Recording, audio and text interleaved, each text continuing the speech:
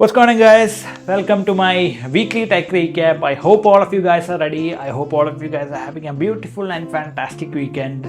So let's get started with this week's main tech news. UPI is bringing this new feature, especially if you're a person who does regular online merchant transactions. Let me explain. So NPCI is introducing UPI method to speed up your entire online merchant payment process. So if you actually use online merchants such as Amazon, Flipkart, or a random website that you met through Instagram and has actually gone through payment, you've seen that they all support UPI as well as card payment methods. But if you have gone through UPI, there are many steps. First, you have to type in your UPI ID, then you have to go through your UPI app, do some biometric authentication over there, then select the payment method and type in your UPI pin, then wait for the cash to go. So that's the entire process. While if you're using card, you could actually save your card details and just type in a CVV and get the transaction over with instantly. So that's a whole lot of difference in terms of how fast you can pay using card compared to UPI. Now, the one main step that UPI is implementing to speed up this entire process is the ability to save your UPI ID in the side of the merchant so that you don't have to retype it again and switch to your app, which is the biggest, most time consuming process. Now, it would seem pretty outlandish that the removal of one step is labeled as an entirely new feature, but hear me out on this. India is a very fast growing economy with a lot of transactions happening in all kinds of places. Now, UPI is the king for offline transactions, but when it comes to online transactions, that's where the most of the value happens. The rich people shop online, and UPI and NPCI can't afford to lose their market share over there. And in fintech, speed and comfort matters, and this is what NPCI is trying to solve. Now, add that with the upcoming launch of Apple Pay in India, where a lot of card people will be actually switching to Apple Pay so that it makes the whole transaction process much faster, and the NPCI has to rush to make sure that UPI doesn't fall back in the increased amount of competition. Also, adding on to that, there are rumors that NPCI might replace UPI ID with biometric authentication at some point. I'm not sure whether that would be included in this UPI meta feature, but there are rumors that that might happen at some point. And also, there are concerns by competitors such as Flipkart Super Money or Amazon Pay that first movers such as Phone Pay and Google Pay would have an increased monopoly advantage when you are allowed to save your UPI ID in a merchant side. These guys won't be able to compete in such a situation, and also concerns about safety if your phones all get stolen. So these are issues that UPI has to solve, NPCI has to solve. Let's see what will happen. Now, Mukesh Ambani seems to be going head on against Elon Musk in terms of satellite internet. So Reliance Limited seems to be considering this whole satellite internet service pretty seriously as their next biggest product, and rightfully so. So if you don't know, satellite internet service is where you have a lot of low Earth orbit satellites roaming around, which will beam internet down to you, and you could be literally at any location in the world, have some kind of a receiver like a dish pointing up to the sky and get pretty good internet speeds no matter how remote of a location you are at. And this is what Jio is trying to build. So currently, Elon Musk's Starlink is the major competitor in this area, with some presence by Jeff Bezos as well. But a lot of countries around the world, including China, are trying to have networks of their own, and Jio is also trying to be in the same pace. Apparently, Mukesh Ambani and a lot of senior executives are directly involved in this project, and they're already looking into buying up competitor or setting up their own orbital network by allocating spectrum as well as orbital slots so they could launch their own satellites. Everything seems to be going in the right direction, and if you know anything about Starlink and Elon Musk, you know that this is something which is very important to national security, because having good internet connection no matter how remote of a location you are at, and having to depend on another country, especially in situations like war, doesn't seem to end up well, especially with the past and how things have happened.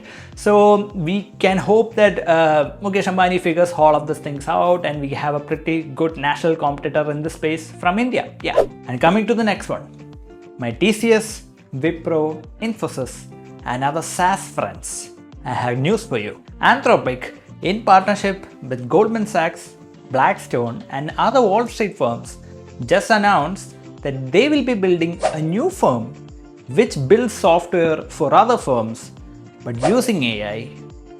Basically, what TCS, Wipro, and the other SaaS firms are trying to pivot to, building softwares with AI. But the difference is, when Anthropic is trying with their firm, they are in direct control of the engineering practices and how to build things, because they are the guys who build the models, but they will be building it using AI for other mid-sized firms so that they can speed up their internal operations. Exactly what you guys are trying to do with AI. Just that the AI company itself is doing it. And OpenAI is trying to follow suit with their own version of this as well. So my dear IT companies, you guys gotta up your game. Because what you're trying to do is to still be the middleman in the age of AI, but the AI company itself is trying to do that. And my dear engineers, you really gotta up your game. Because with all of this competition, only the best engineers are going to get to build softwares with AI. And if you don't know how to build it, you should try to learn things pretty fast. Now with Anthropic's rise in all of this automation, if my dear IT friends are feeling kind of lonely, I want you guys not to be worried at all, because our dear finance bros are following you right back at your footsteps. Yeah, Anthropic launched 10 AI agents that kind of does the work of an entry-level finance bro.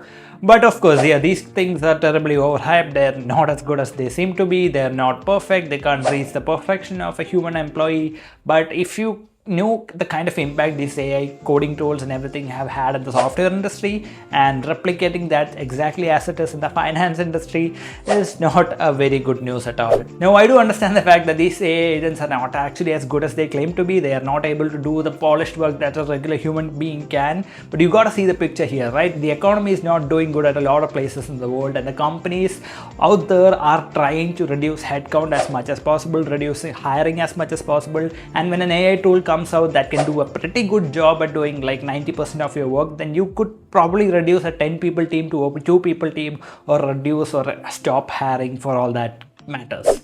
And also something else that you have to see is that Anthropic is going after the biggest industries one by one. First it was software and IT, now they are going after finance, because that is also a very well paid industry. So no matter where you end up being, if you are well paid, Anthropic is probably having their eyes on you and is coming for you within a few years. So you gotta be prepared that AI is eventually gonna come for you.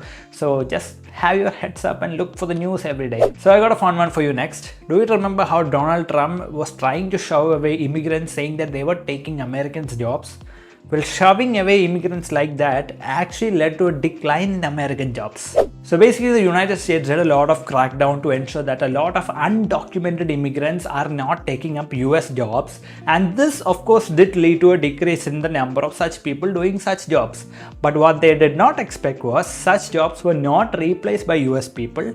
But in some situations, US citizens also lost their jobs when such immigrants also lost their jobs. Why? Apparently the US people were complementing these immigrants' jobs. So when the immigrants lost their jobs, these complementary jobs were also fired. That is, the company reduced the overall workforce. And it turns out these companies don't want to hire Americans at a higher price, but they would rather reduce their overall workforce. Who would have guessed? This also lines up perfectly with something that happens in the tech industry often, is that the US tech industry are going through a kind of a hiring slump, because these companies are introducing the same roles in countries such as India, where they could hire for much lower salary, leading to Americans not being able to find jobs which they once could when immigrants were already present and welcome over there in those countries. So if you're a Google Chrome user, there's a chance that a 4 GB file is sitting in your computer without you ever consenting to install it. Share it with your friends without fail. Okay, so what happened was that a security researcher found that Google Chrome automatically installs a 4 GB Gemini Nano model without your consent inside your Google Chrome's user data folder. And this is a weights.bin file, which is basically an ML model. And even if you delete it, it will re-download the entire thing within 15 minutes. So the only way to stop this from happening is to turn off AI features and other flags in your Google Chrome settings. And all of this actually happened without any user specifically consenting to it. And Google said that this is something they do by default. Now this AI model powers features such as automatic tab grouping and others in Google Chrome. But there's also an additional feature that recently came, such as AI mode in your toolbar. And if you actually look into that feature, it actually does not use this Gemini Nano model, but actually goes to the cloud to do some activities. So Google has some kind of AI model sitting in your computer, but also has to use the cloud for other AI tasks, which kind of doesn't make sense. And all of this looks incredibly sketchy, especially that it was done without your consent. So if you have ever wondered why Google Chrome is taking up a lot of storage in your machine, this might probably be the reason. And it's time for you to disable all those AI settings and delete this weights file so that you can free up some storage. And the biggest news of this week, Are you one of those guys who bought the iPhone 16 seeing the big Apple Intelligence ads everywhere, the new Siri ads everywhere, and when you bought the phone, you actually saw that it had nothing inside it? Well, as it turns out, you are not alone, because Apple just lost a case in court which claimed that Apple had advertised iPhone 16 will be available with Apple Intelligence and renewed Siri in 2024, but even in 2026, not all of those features have arrived yet. Apple lost the case for $250 million in fines. But sadly, this court and this ruling and this fine all happened in the United States. So US consumers will be paid around $25 to $95 as some kind of settlement. Yeah, of course, it's nothing compared to the price of the phone, but you can't just simply get away by advertising something that you haven't even built and you couldn't even deliver for the next 2 years. So this was a pretty big win for consumers and pretty big L for Apple for their whole false advertising regarding Apple Intelligence. Well, sad that the rest of all of us around the world are not able to claim some of that money, because many of us were also tricked to buying iPhone 16 just for Apple Intelligence. Well, good day for some consumers, bad day for not everyone, but certainly a bad day for Apple. So guys, thank you for watching. That's it for this week's weekly tech recap. I'm experimenting with a lot of things, so if you're a regular viewer, do mention the comments about what you think about the video, what do you want to change, what do you want to get added. I'll certainly be taking a lot of inputs from you guys, so thank you for watching. Stay tuned. Please subscribe and support my channel so I can keep doing this as long as possible. So thank you for watching again. I'll see you in the next week. Take care. Bye bye.